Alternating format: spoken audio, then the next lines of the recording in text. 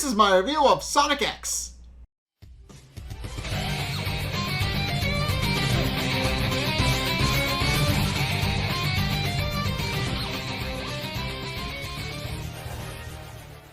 Okay, so this episode marks the final episode of Season 2 and of the original run of the series as a whole. So, yeah, this was the original final episode for Sonic X before they made a third season of it, and that wound up extending the story a little bit. But this was the original final episode of the series, and then they made the Meta X Saga, which covered the entire third season. And yeah, long story short, this episode mostly ties off everything in a nice little bow. It does wrap up most of the storylines from the series, not all of them. That's what the third season kind of does a little bit more of. But it is an interesting episode to end the series on. But there are obviously more episodes. But it is interesting to end.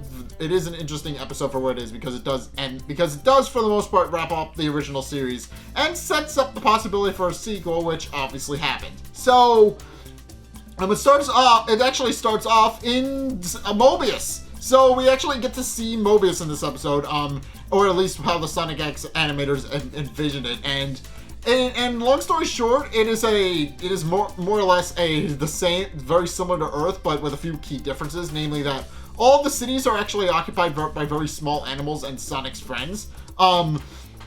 And it actually shows up with Dr. Eggman in his Grand Egg Imperial, boasting his takeover of the world over the loudspeaker. Although it's heavily implied that the main reason he's doing it is to actually get Sonic's attention, who hasn't shown up yet. He hasn't shown.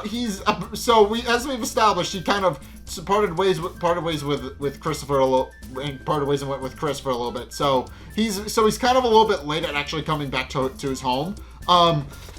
And Eggman is kind of a little concerned that Sonic may have forgotten about him, with Deco and Boko even pointing out that maybe Sonic just got sick of fighting him. But Dr. Eggman is fairly confident that wouldn't be the case, since he wouldn't leave his arch nemesis or I think I combined arch nemesis and nemesis there, enemy and nemesis there. But in any case, arch nemesis.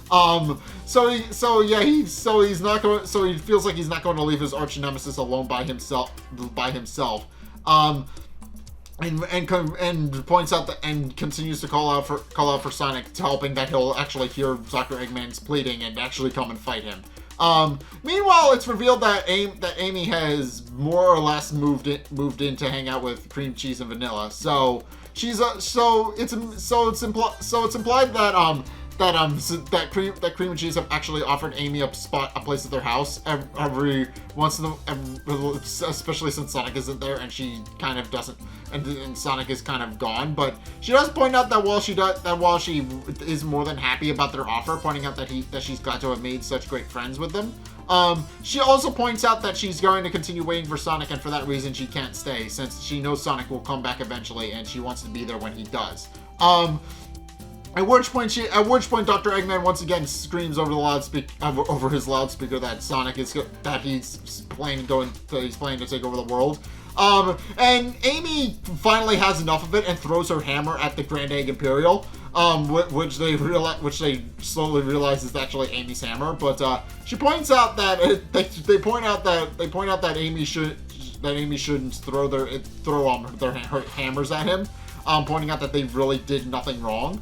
But Amy is quick to point out that A, it's the middle of the night and they're all supposed to be asleep.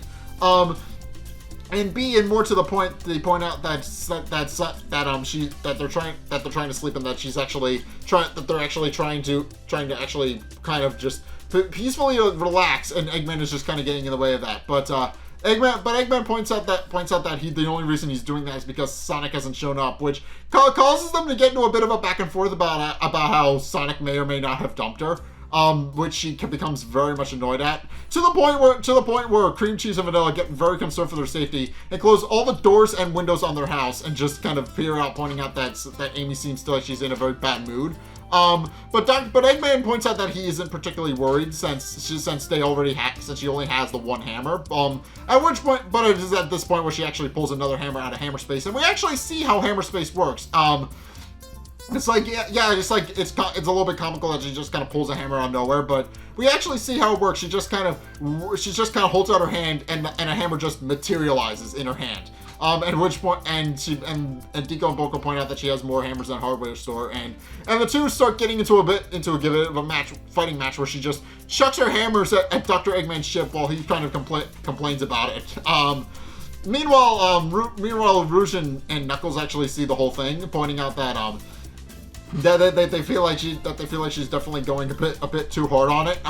And do point out that it's definitely that she's been like that ever since they came back. But then Rouge actually wonders why Sonic hasn't shown up yet. And asks Knuckles if he has any theories. And Knuckles points out that he actually has no idea since Sonic is kind of unpredictable. So Rouge posits a theory of her own that maybe Sonic got stuck in a time dilation and just kind of may have actually be spit out in a different place in a different time, and who know, and they actually don't know when he's actually going to show up. But Knuckles actually points out that she should really stick to what she's good at, which is being a jewel thief.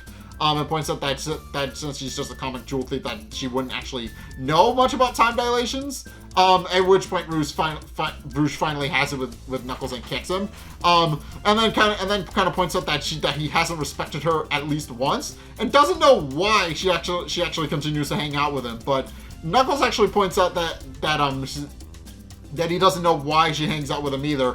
And the two just get into a bit of a screaming match where Rouge points out that if Knuckles doesn't start appreciating her, she's just going to leave, and Knuckles is going to be all alone by himself. But Knuckles points out that's fine by him since obviously if he doesn't have her and her batty attitude, as he puts it, around, he really won't have to put up with her nonsense. At which point Rouge finally gets fed up with him and points out that she's going to make him respect her whether he wants to or not, and then proceeds to beat the shit out of him, which happens entirely off screen, so we don't actually see any of that. But in case, as Amy is still continuing to throw hammers at Dr. Eggman, Dr. Eggman contemplates whether or not they should flee. Tails actually shows up in his X-Tornado, which now looks like his original plane. So he shows up in the Tornado 2 and proceeds to get into a dogfight with Eggman. And points at, and Tails just once again reiterates that everybody's trying to sleep and Eggman needs to shut the hell up. But Eggman points out that he actually won't shut up until Sonic actually shows up. So, and points out that maybe Tails can actually help him. But Tails points out that he doesn't want to help Dr. Eggman at all.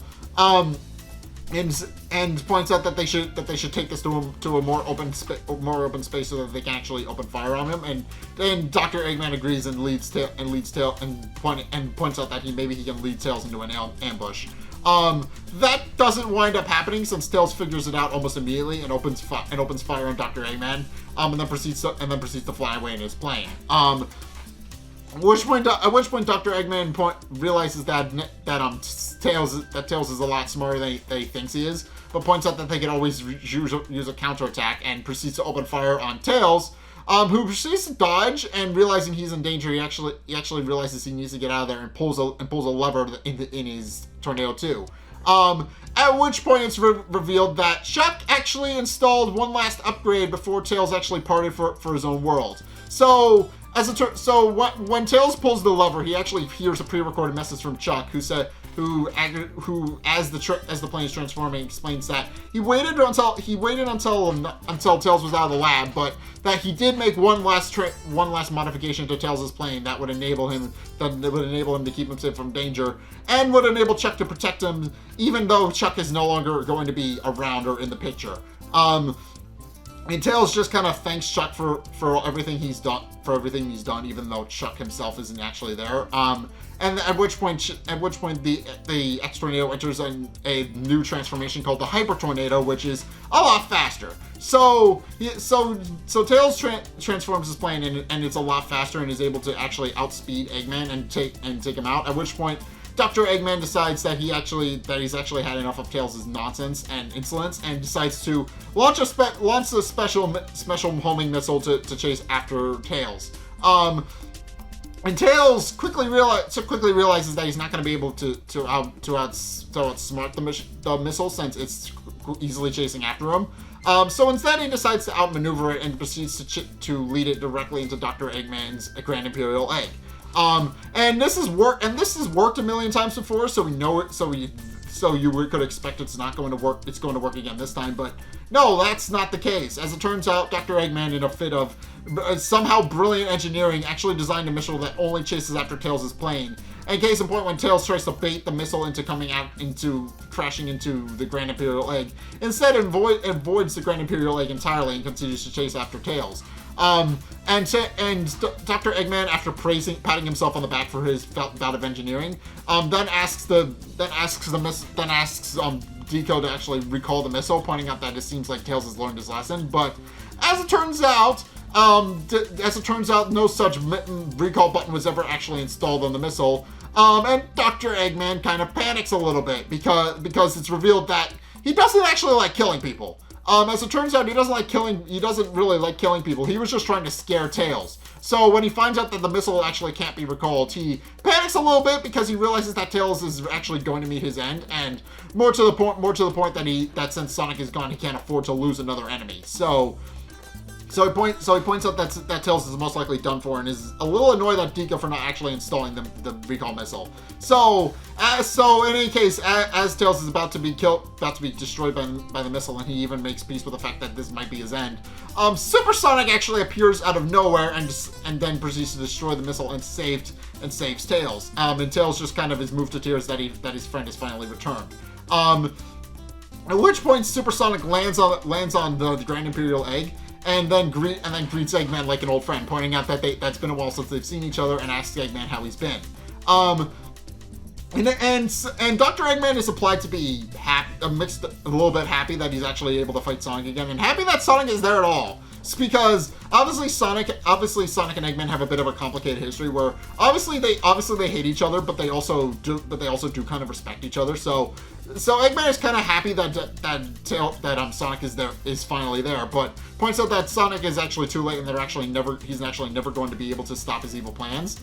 Only for Sonic to destroy his Grand Imperial Egg immediately, and Dr. Eggman escapes in his little egg ship. And Deco, Boko, and Bokun actually remark that he really cooked their goose good, and that they should really be playing their next steps, and that they should really be a lot more careful with dealing with Sonic in the future. But they also note that Dr. Eggman seems to be smiling, and Dr. Eggman, and again, I implied that Dr. Eggman is a little bit happy that Sonic is back, but he then brushes it off, pointing out that it's merely another opportunity for him to get revenge against Sonic. And Deco, Boko, and Bokun cheer and state that they'll have a great plan for next time. So yeah, but with that, Super Sonic then proceeds to return back home. And Tails is just happy to see his friend is back. And sure enough, because he's currently Super Sonic, everybody sees Sonic actually return. Amy actually sees Sonic out of the window of Cream and Cheese's house, and she's actually kind of has Cream and Cheese sleeping on her lap, so she's just kind of comforting them. Since Dr. Eggman kind of flew away and she didn't really get a chance to actually take her anger out on him. So she decided to just spend the night. But she sees Sonic and immediately runs out of the door and proceeds to chase after him. And Rouge and Knuckles, who I explained have actually been fighting each other off screen. Also noticed that Sonic is back, and Rouge admits that neither of them seem to know as much about time dilation as they thought. At which point Knuckles just laughs it off and points out that they look terrible. But is happy that Sonic is back, and Rouge decides to commemorate the moment by pulling Knuckles into a bear hug and then kissing him, which we don't actually see this latter half of that, but it's implied that she's kissing him, and Knuckles just remarks that it tickles. So we don't actually see that, but it's implied that they do kind of have a kind of awkward will they won't they feelings there. So yeah, it's implied in the main games as well, but it's especially explicit here. The people of Sonic X really know their characterization of the Sonic characters, but in any case, it's then the next morning, and Amy has run all the way from Cream Cheese and Vanilla's house to her own house, where Sonic is actually parked in front of, and is actually sitting there waiting for her. And while he's happy to see Amy is a little annoyed that it took him so long to actually show up, pointing out that she didn't know if he was ever coming back. Points out that she missed him and that he's scared her because she thought he was never coming back, but he kept holding out hope that he would actually return one day. And then starts crying, pointing out that she actually is actually happy that he's back, and points out that she was concerned that Sonic actually left her, and points out that she hopes Sonic will never leave her, and Sonic just merely reassures her that he never will, and she pulls him into, by also commemorating the point with a flower that he plucked from her garden, and then gives it to her. And she decides to commemorate the moment by pulling him into yet another hug, and just kind of sobbing and pointing out that she's very happy that Sonic is finally back. And then the final bit of this episode is actually set back on Earth, where it's revealed that several years have since passed, and now Chris and all of his friends are adults. So Chris is also since taken up the mantle of his grandfather, and has actually started working on actually improving on Project Homebound so that they can actually return and see Sonic's world again one day. But as he's working, Helen actually wheels into his office and points out that is actually time, and that he actually needs to put down his tools for a bit so they can actually go meet Francis and Danny. And he does point out that he almost completely forgot, and then grabs Helen's wheelchair and wheels her to the car. With her pointing out that he needs to slow down because they're going too fast. At which point they get into the car, and it's also revealed while they're driving that Chris is not the best driver, and B, that Chuck had actually designed a specially made car specifically for someone of Helen's condition, since obviously, and we've established this, but Helen is completely wheelchair bound, so she can't really drive a car. But Chuck specifically designed her a car that she can actually use. So she doesn't actually need her legs to drive, because he designed it to only work without the actual pedals. So that's kind of a nice little touch. That we've established that Helen is wheelchair bound. So Chuck made her a car. He made her a car that she can actually drive without use of her legs. So and that's a very nice little touch. But in any case, they then park out of the cafe and get out, and Chris and Helen actually meet with Danny and Francis, and they really reminisce about all the things that they did back when they were kids, about how the 7 years that they've been around since Sonic left. They point out that has actually went by a lot quick, and even remark that that Sonic would actually be jealous about how quick it actually went by. But in any case, Danny also brings up that when Chris actually finally finishes Project Homebound, that he should be one of the first people to actually go, and that he would actually be more than happy to volunteer going back to Sonic's world. And Chris says that he has no problem with that, but that he's still actually figuring out how to induce chaos control without the Chaos Emeralds, and points out that even if he does figure it out, he's not entirely sure if he's actually going to get it to work. At which point Francis kind of teases him a little bit, and she points out that obviously if Chris doesn't figure it out, they're all going to be in terrible danger. But she points out that she does point out that Chris definitely has a solid head on his shoulders, so she's more than confident that he'll be able to figure it out. At which point Chris then proceeds to reminisce back to the final night he spent with Sonic before he went home. And as it turns out, and is implied by the existence of Super Sonic in this episode, Sonic actually collected the last of the Chaos Emeralds, which Chris points out he most likely did at supersonic speed, so that he could actually get back to his home world, and points out that now that he has the Chaos Emeralds, he can go back. He could have gone back home anytime he wanted, and is kind of moved to tears that Sonic decided to spend time with him rather than go home first. But with that, Sonic does point out that he did promise that he would take Chris on one last run, and then asks Chris to hold on tight as he goes for a run. And as they're running, Chris actually reminisces about all the things that they've done since they've met. And is kind of moved to tears as well. But then also sees that Sonic is crying, which he knows Sonic can't stand the sight of. So he knows that if Sonic is actually crying, that he most likely is going to be very upset that he's never going to see Chris again. But then tells Sonic that he'll actually see him again. So Yeah, this episode, so yeah, as I said, this episode kind of works by itself, since obviously it implies the possibility that Chris will eventually see Sonic again, and indeed he does in the 3rd season, when I get around to reviewing that, which is likely going to be next week. But it implies that not only does it kind of work on its own, since now Sonic gets to go back to having adventures back on Mobius, but it also sets up the possibility that Chris and Sonic will one day see each other again, and will one day have more adventures and more interactions with one another. And it does kind of set itself up for a 3rd season. Obviously they saw that it was a cliffhanger, and then producers actually decided, you know what, let's make a 3rd season that kind of expands on that idea. That would be a great idea to go on. But yeah, I am kind of happy with how this episode wraps up almost everything, and it does leave it does leave up the possibility of a sequel series, which they did. They opened up a season 3, which I will be reviewing. But yeah, this episode does wrap up everything from the original series, and I'm looking forward to actually going into season 3 and seeing how that plays out. But for the time being, thank you guys so much for watching my review of Sonic X. What did you guys think? Let's get this discussion going in the comment section down below, or over on my Discord server, link in the description. Anyway, thank you guys so much for watching. If you enjoyed, be sure to like, comment, and subscribe. Also, be sure to follow me on Twitter in the description below. If you want to keep up to date with what's going on with the channel, then Twitter is the best way to do that. Also, be sure to check out my Patreon down in the description below as well. If you guys want to help support me, then my Patreon is the way to do that. It's only a couple bucks a month. It does help me out, so you guys should definitely go check that out down in the description below. And finally, if you want to see more content from me, there are actually 2 ways you can do that. One is by checking out my Twitch down in the description.